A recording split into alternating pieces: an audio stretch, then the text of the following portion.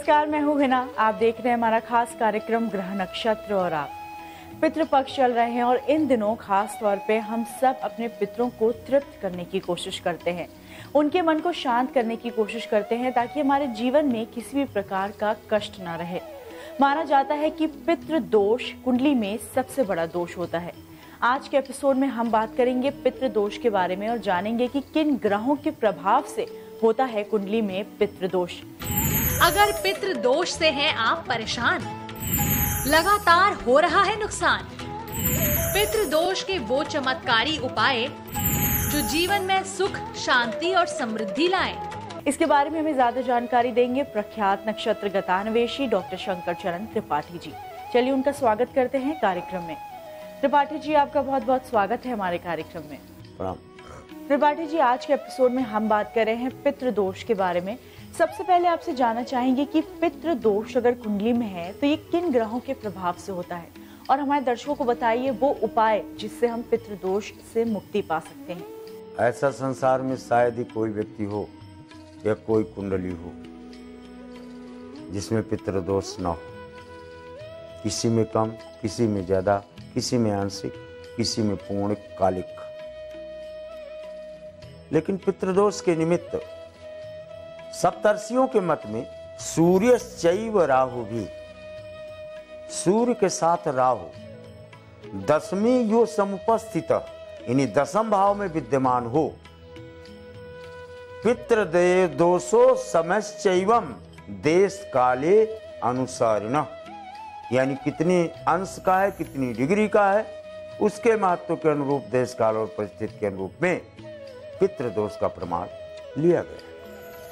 यानी सूर्य के साथ राहु हो, सूर्य के साथ केतु हो, केतु की सूर्य पर दृष्टि हो, सूर्य केतु द्वादश हो, सूर्य राहु पंचम हो, तो पितृदोष की स्थितियां पाई जाती हैं। क्यों? एकादश भाव अगर अगले जन्म का है तो पंचम भाव पूर्व जन्म का है, तो लग्न वर्तमान जन्म का है, और ये ट्रायंगल, ये त्रिभुज ही पितृदोष के कारकत्व का सृजन सूर्य के साथ राहु और केतु की स्थितियां या उनके दृष्टि दोष से संबंधित माना गया। आज है 7 सितंबर, दिन गुरुवार और नक्षत्र है पूर्वा भाद्रपद। आज के नक्षत्र का क्या प्रभाव पड़ेगा 12 राशियों के जातकों पे, आइए जानते हैं त्रिपाठी जी से। त्रिपाठी जी, अगर सबसे पहले बात करें मेष से लेकर कन्या राशियों की, तो कैसा रहेगा उनके लिए आज का दिन और क्या उपाय उन्हें शुभ फल दिला सकते हैं? मीन में चंद्रमा, पूर्व भाद्रपद नक्षत्र। इस नक्षत्र से यानी मंगल यानी अग्नि और पानी का संयोग, या तो पानी बर्फ बनता है अग्नि से, जैसे फ्रिज में भीतर मंगल यानी बिजली काम करती है तब वो बर्फ बनता है, और या फिर ताप यानी मंगल से बर्फ पिघलकर पानी बनता है, और या शीतल जल उबलने लगता है। यानी तीन ही कारकत्व मंगल के इसमें सिद्ध होते हैं इस नक्षत्र में। देखो किसको किस तरह का जल और संतुष्टि देता है ये नक्षत्र। मेष, अध्ययन अध्यापन, प्रणय संबंधी विचार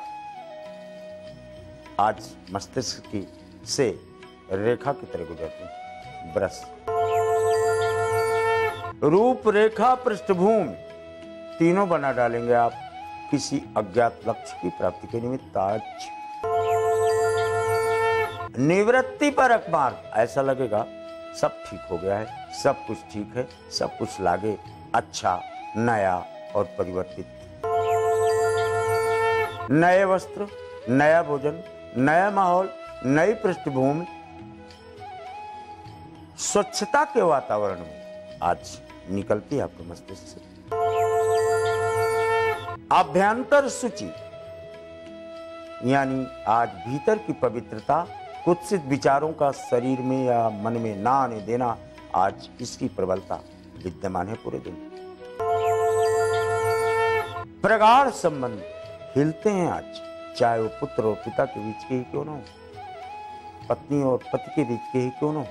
इसलिए मौनम स्वीकृति लक्षणम, मौन भी नहीं रहना, बोलना भी कम है, लेकिन विवेक से काम निकालना है। आज आगे बढ़ते हैं और बात करते हैं तुला से लेके मीन राशियों की। इनके सितारे क्या कहते हैं, हमारे दर्शकों को बताइए। प्राणापान समायुक्तो पचामन्यम चतुर्विधम, 4 प्रकार से अग्नि को पचाने वाला ये मंगल उत्तराभाद्र नक्षत्र के प्रमाण में आज आपकी मंदाग्नि कर सकता है, भूख में कमी ला सकता है। अग्नि का सेवन किसी भी तरह से किया जाए। आज रूप यौवन संवर्धिता, रूप पर, यौवन पर, आयु पर, स्वस्थ होने की प्रक्रिया पर या अपने को अच्छा प्रदर्शित करने की प्रक्रिया पर कदम बढ़ते हैं। आज ध्यान,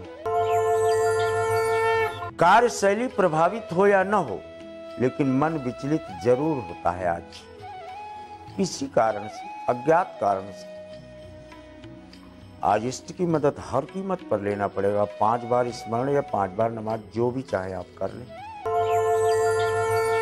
आसाम विहाय परियत परस्य निंदाम, दूसरों की निंदा बिल्कुल नहीं करना है आज। और आशा, नो एक्सपेक्टेशन फ्रॉम एनीबॉडी, 2 चीजें आज नकारात्मक, तब फिर आनंद की अवस्था प्राप्त हो। परिपूर्ण होती है आज इच्छा, कामनाओं की पूर्ति, सिद्धि का दिन। लेकिन ईश्वर प्राप्ति या सत्संग से श्रेष्ठ कोई सिद्धि इस तरह की हो नहीं सकती, ध्यान रखा जाए। आचार विचार, नीति नियम, कानून, इनको परिभाषित करेगा आज आपका मस्तिष्क। इन पर चिंतन करोगे और पश्चाताप की एक लाइन निकल कर आती है कि मुझे सुधारात्मक और सकारात्मक विचारों पर कदम बढ़ाना श्रेयस्कर है। पितृदोष अगर हमारी कुंडली में है तो जीवन में अनेक प्रकार के कष्ट आ सकते हैं, भले ही वो धन से संबंधित हो, स्वास्थ्य से या पारिवारिक कलेश से। अगर हमारी कुंडली में पितृदोष है तो उससे हमारे जीवन में अनेक प्रकार के कष्ट आ सकते हैं। चलिए इनके बारे में जानकारी लेते हैं त्रिपाठी जी से। त्रिपाठी जी, हमारे दर्शकों को बताइए कि कुंडली में पितृदोष होने की वजह से किन कष्टों का सामना हमें करना पड़ सकता है और क्या उपाय हैं जिनके जरिए हम पितृदोष से मुक्ति पा सकते हैं। राम जंगल गया पितृदोष के कारण। हरिश्चंद्रो दानी वीरता, राजा हरिश्चंद्र भी पितृदोष के कारण पत्नी और पुत्र स्वयं को बेचे। नलस्यैवं राज्य हत एवं, नल जैसे राजा को अपना राज्य गंवाना पड़ा इसी पितृदोष के कारण। अदशरथो चैव जागृत, दशरथ को भी पितृदोष के कारण अपनी अयोध्या को वीरान देखना पड़ा और उनकी 3 रानियां विधवा होकर उनके पुत्र को जंगल जाने की स्थितियां, ये केवल और केवल पितृदोष के ही प्रमाण है। पितृदोष में दाल नहीं गल पाती। तापस दशरथ मृत्यु के समय चुपके से बताया था, तापस तात सुत आई, कौशल्य पई कैवु बुझाई, जिम हम पुत्र वियोग में, और दशरथ त्यागई प्राण, और तैसे ही तुम तनु तजो, और मानव वचन प्रमाण। ऐसा भयंकर और विषाक्त होता है पितृदोष। सूर्य की कला की आवृत्तियों को रोकना सर्वथा संभव नहीं है, तथापि हम सूरज की रोशनी को जो अग्नि वर्षा कर रही उसे रोक तो नहीं सकते, लेकिन छाता लगाकर, सिर में टोपी रखकर, छत के नीचे खड़ा होकर पेड़ के नीचे खड़ा होकर आत्मरक्षा तो कर ही सकते हैं। सूर्य को अविरल 15 दिन जल दिया जाए, अच्छे लाभ मिलते हैं पितृदोष। त्रिपाठी जी, कौन सी है वो राशियां जिनको आज महा उपाय करने की जरूरत है? आज की 3 राशियां वृष, तुला और धनु। या इनका मूलांक पुनः 18, 81 या 9। इनको जौ, काले तिल, अक्षत, कुश, जनेऊ और पवित्रता, इनके साथ सूर्य को जल दिया जाना, सूर्य का आवाहन करना श्रेष्ठतर रहता है। त्रिपाठी जी, हमारे दर्शकों को बताइए आज का खास शुभ रंग और शुभ अंक। 4 और 7 इन अंकों पर आप दांव, किस्मत, सेंसेक्स, लॉटरी जो भी चाहें करें। रंगों में गुलाबी और सिल्वर जैसे रंग आज श्रेष्ठता कहे। दर्शकों, इसी के साथ वक्त हो गया है आज के इस एपिसोड में पहले कॉलर का सवाल सुनने का। आइए जानते हैं कौन है हमारे पहले कॉलर। मेरा नाम विजय कुमार बोरा है, मैं जोधपुर से बोल रहा हूँ। मेरा जन्म स्थान नागौर है और जन्म का 16 जुलाई 1966। मैं जो वर्तमान में जहाँ से रह रहा हूँ वो मेरा दूसरा घर बनाया हुआ है नया। पूर्व में मैं पिता के घर में नहीं रह पाया, इतने प्रयास के बावजूद कि पीछे क्या कारण रहे हैं और मेरी कुंडली में कोई दोष हो तो मुझे अब अवगत कराए। धन्यवाद गुरुजी। सिंह, मिथुन, मृगशिरा, एक नहीं 3-3 मकान बनाओगे दोस्त, लेकिन चतुर्थ भाव पर केतु अकेला यानी कुत्ता बैठेगा या तो कबूतर, आपको निवास करने की स्थितियां नहीं मिलती, ध्यान रहे।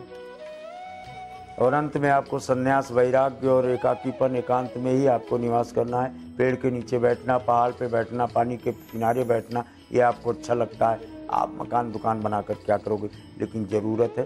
3 मकान आप बना लेते हैं, लेकिन निवास करने की स्थितियाँ तीनों में नहीं देखी जाती हैं।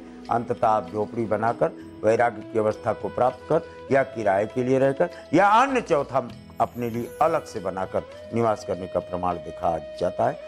यू आर हैविंग गुड, यानी 4-4 प्लेनेट आपको कमाने की स्थिति को देते हैं, 4-4 आय के स्रोत बनाते हैं, तो 4-4 मकान भी आपको प्राप्त। आइए सुनते हैं क्या कहना चाहते हैं हमारे अंतिम कॉलर। गुरुजी प्रणाम, मैं उदयपुर राजस्थान से लीला पालीवाल बोल रही हूँ। 17/11/64 दिन में 12:04। काफी लंबे टाइम से मेरा स्वास्थ्य सही नहीं गुरुजी। मैंने बहुत सारे उपाय कर लिए, कोई आराम नहीं गुरुजी। मैं बहुत दुखी हूँ, मैं मृत्यु तुल्य कष्ट सहन कर रही हूँ। मेरे घर की मिट्टी मैंने हाथ में ले रखी है गुरुजी। अगर मेरे घर में कोई दोष हो तो कृपया मुझे कोई उपाय बताए। माकर मीन रेवती, क्या उपाय कर लिया आपने? कौन सा उपाय कर लिया आपने? पहली बार तो आपका हमारे यहाँ प्रश्न है। और बृहस्पति अंदर तो को प्राप्त है, बृहस्पति सोना है, बृहस्पति से ही करेंसी चलती है, बृहस्पति से आर्थिक समस्या का समाधान है, खाना पीना सब कुछ बृहस्पति यानी सोना यानी पैसे से ही होता है। तो फिर जब पैसा ही अंधा है तो खोटा सिक्का तांबे के लिए घूम रहे हो, कौन देगा आपको भोजन? कैसे समस्या का समाकरण होगा आर्थिक समस्या का? चय का तिरेखा 10 नेत्रहीनम ददाम भोजन नवदाम वित्तम, इसे उपाय को तत्काल करो। 42 दिन में देखो आर्थिक स्थिति का सुधार न हो तब प्रश्न। त्रिपाठी जी, आप हमारे कार्यक्रम में आए और आपने हमें दी ये विशेष जानकारियां, उसके लिए आपका बहुत बहुत धन्यवाद। कार्यक्रम को आगे बढ़ाते हैं और स्वागत करते हैं पद्मेश जी का। पद्मेश जी, आपका बहुत बहुत स्वागत है हमारे कार्यक्रम में। नमस्कार। पद्मेश जी, जैसे कि पितृपक्ष चल रहा है और पितृपक्ष में श्राद्ध करते हैं, आज के दिन की बात करें तो किन्हें श्राद्ध करना चाहिए और उनसे क्या कुछ लाभ उन्हें मिल सकते हैं, ये बताइए। मातृ, पितृण और देवऋण, ये जो ऋण है ये आपके जीवन में जब तक शरीर है तब तक ऋण है। हमारे मनीषियों ने मातृ ऋण के लिए, पितृ ऋण के लिए आपको मुक्ति का रास्ता दिया है कि पितृपक्ष आते हैं, पितरों को आप प्रसन्न करें और पितरों को प्रसन्न करके वो अतृप्त अगर भटक रहे हैं तो उनको आप तर्पण के माध्यम से उनको तृप्त कर सकते हैं। बड़ा सरल है और इतना सरल जल है, कुसा है, फूल है, अक्षत है। इनके तर्पण मात्र से आपको सुख, शांति और समृद्धि प्राप्त हो जाती है। इतना सरल विधान संभवतः हिंदू संस्कृति में कोई दूसरा नहीं होगा। आप 3 पीढ़ी मात्र के और 3 पीढ़ी पिता के पितरों को तर्पण करते हैं, और उस तर्पण में एक बात की सावधानी रखनी है कि आप अपने माता पिता और उनके पुरखों के प्रति ईमानदार रहें। जिस दिन उनकी श्राद्ध की तिथि हो, उस दिन 5 लोगों को, संभवतः आज अगर किसी की श्राद्ध की तिथि है तो आप अपने पुरोहित के माध्यम से तर्पण करते हैं, पिंडदान करते हैं, और वो 3 पिंड मातृपक्ष को और 3 पितृपक्ष को जाते हैं। उसके साथ साथ में देवताओं को भी हम तर्पण करते हैं, हम ऋषियों को भी तर्पण करते हैं। किसी न किसी ऋषि की हम संतान हैं और देव कृपा से हैं, तो हम देव कृपा और ऋषि की संतान होने के कारण से, माता पिता के कारण से शरीर प्राप्त हुआ, इनको सबको हम तर्पण करते हैं और इनका श्राद्ध कर्म करते समय पिंडदान करते हैं। पिंडदान करने के पश्चात आप भोजन करते हैं, तो भोजन के लिए जो उनको प्रिय रहा है, जिसका श्राद्ध है, उसी तरह से बनाएंगे। पहला हिस्सा जो भोजन का जाएगा वो जाएगा गाय को, दूसरा हिस्सा जो जाएगा वो कौवे को जाएगा, तीसरा हिस्सा जाएगा वो चींटियों को जाएगा, चौथा हिस्सा जाएगा कुत्ते को जाएगा, और 5वां हिस्सा जो ब्राह्मण आपको श्राद्ध कर्म करा रहा उसको करेंगे। ये 5 हिस्सा ही क्यों है? 4 नहीं, 3 नहीं, 2 नहीं। उसका मूल कारण है कि आपके शरीर की जो संरचना है या प्रकृति की जो जीव जंतुओं की संरचना की है वो 5 तत्वों से मिलकर के बनी है। क्षित, जल, पावक, गगन, समीर। इन 5 तत्वों को हम अलग अलग विभक्त कर देते हैं जब शरीर का त्याग करते हैं। देह का विसर्जन जब होता है तो सारे तत्व जिस तत्व में है वो तत्व मिल जाते हैं, क्योंकि तत्व कभी नष्ट नहीं होते हैं। यानी आप प्रकृति से आए हैं, प्रकृति में मिल गए हैं, ब्रह्म से आए हैं, ब्रह्म में मिल गए हैं। जिन तत्वों से शरीर का निर्माण हुआ, उन शरीर के विसर्जन के बाद में उन तत्वों को, तो हम इन तत्वों को स्मरण करने के पश्चात ही ये कार्यक्रम करते हैं। इससे आपके घर में सुख, शांति और समृद्धि मिलेगी। पद्मेश जी, कई लोग ऐसे हैं जिनके घर में बरकत नहीं हो पाती है, या कुछ ऐसी समस्याएं होती हैं जैसे संतान संबंधित समस्याएं। इन समस्याओं को दूर करने के लिए, इनसे मुक्ति पाने के लिए क्या कुछ खास उपाय हैं जो आप हमारे दर्शकों को बताना चाहते हैं? कई बार आप देखते हैं कुंडली में आपके पितृदोष है, आप पितरों को तर्पण नहीं करते हैं। कई बार आप देखते हैं कि आपके बेटी है, तो बेटी का जो बेटा है जिसे दौहित्र कहते हैं, अगर दौहित्र तर्पण करता है तो उसको मुक्ति अधिक मिल जाती है। उसको अगर भटक रहा है तो उसका भटकाव दूर हो जाता है। दूसरी बात ये, अगर आपके संतान नहीं है तो आप अपने जीवन में कम से कम 10 वृक्ष लगाएं, और 10 वृक्षों में जिन दिनों में पितृपक्ष चलता है, इन पितृपक्ष में जब पानी बरसता है आकाश से और उनके पत्तियों से नीचे गिरता है, तो वो तर्पण का कार्य करते हैं। यानी वृक्ष भी आपकी संतान है। जिस वृक्ष को आपने लगाया वो ये मान करके आप उसका पालन पोषण करिए कि वो आपकी संतान है, और आपके शरीर के विसर्जन के पश्चात वो तर्पण का कार्य करेगा वृक्ष। इसलिए वृक्ष भी लगाएं और वो आपका तर्पण का कार्य करेगा। कई बार आपका नास्तिक संतान हो जाती है, नहीं तर्पण करता, नहीं उसकी रुचि है तर्पण करने में, उसका नहीं विश्वास है तर्पण करने में, तो कम से कम वृक्ष आपने जो लगाए हैं, वृक्षों से झरने वाला जल जो है वो तर्पण का कार्य करता है, और उससे आपको भटकती हुई अगर स्थिति आपकी बनी हुई है तो उससे मुक्ति मिलती है। पद्मेश जी, हमारे दर्शकों को बताइए आज का खास सक्सेस मंत्र। घर में देहरी होती है, देहरी का पूजन अवश्य करें। जब देहरी का पूजन करेंगे तो ऋणात्मक जो ऊर्जा है आपके घर की, आपके मन की, आपके परिवार की, वो समाप्त होगी। उस पर आप जल अर्पित करते, 4 बार जल अर्पित कर दीजिए।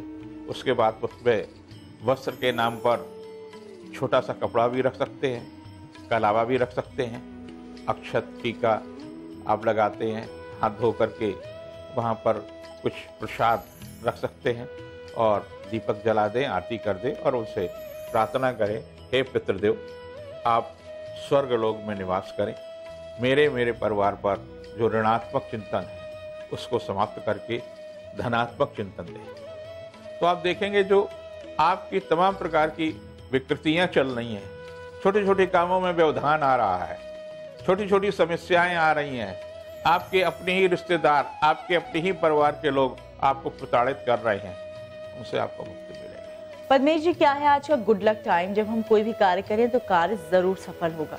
आज दोपहर 12 बजे से लेकर के और शाम को 3 बजे तक का या मध्याह्न 3 बजे तक का जो कालखंड है, ये कालखंड आप अगर कोई भी नया कार्य करते हैं। दूसरा ये है, पितृपक्ष में जो विशेष रूप से सावधानी रखनी होती है, वो दोपहर के बाद ही श्राद्ध कर्म किए जाते हैं। यानी पितरों का जो वास है वो दोपहर में ही होता है। 12 बजे के बाद का जो कालखंड होता है वो पितरों का वास होता है। कई बार आप जल्दबाजी में सुबह सुबह श्राद्ध कर्म कर देते हैं। कई लोगों को हमने देखा कि रात को श्राद्ध कर्म करते हैं, लेकिन जब पितरों का वासी पितर ही आते हैं, दोपहर में ही पितर आते हैं, तो दोपहर में ही उनका श्राद्ध कर्म करना चाहिए। तत्पश्चात उनको जो भोजन, जो भी संकल्प है, दान दक्षिणा, जो भी सामर्थ्य है, उसके अनुसार करना चाहिए। पद्मेश जी, आज के दिन की बात करें तो कौन सी दिशा में यात्रा करना वर्जित है, और अगर यात्रा करनी पड़ रही है तो क्या कुछ चीजें हैं जिनका खास ख्याल रखना चाहिए?